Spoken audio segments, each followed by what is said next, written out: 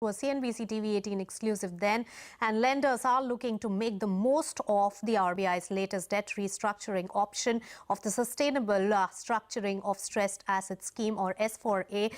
That is the popular term used for it. And not surprisingly, the first ones on the block are steel companies. In fact, CNBC TV18 learns that as many as 3 companies could be headed down that road. Ritu Singh joins us with exclusive details on that one. Ritu, good to have you on the show.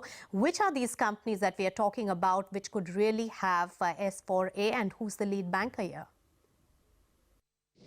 Well, barely a month after the Reserve Bank of India introduced the scheme for sustainable structuring of stressed assets, or popularly called the S4A, we understand from our sources in the banking industry that 3 steel companies are being considered for this scheme, namely Bhushan Steel with a debt of over 40,000 crore rupees, Electrosteel Steels with a debt of about 10,000 crore rupees, and Visa Steel, which is also sitting on a debt of 4,000 crore rupees. For all of these 3 steel companies, State Bank of India is the lead banker and is therefore taking action on behalf of the Joint Lenders Forum to invoke S4A on these companies. To do that, we understand that the bank has already started the techno-economic viability, or the TEV study, on these companies, under which they have to establish that at least half of the debt of these companies can be serviced under the current terms, and the other half may then be converted into cumulative redeemable preference shares, which can be redeemed at a later stage. So this is the plan, which may bring immense relief to these very stressed steel companies.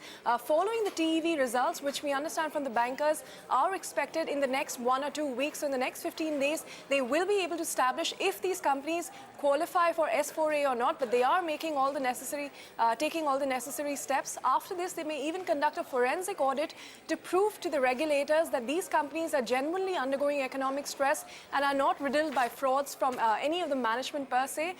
We have written to the bankers and the companies for their comments, and we're still awaiting their responses on this particular story, but very important development where these will be the first few cases where S4A may actually go through, and especially for the likes of Bhushan Steel, where 525 has already been applied. We understand from the bankers may make it a very good target for S4A, and therefore this is one of the first companies that we can expect this scheme to be applied to.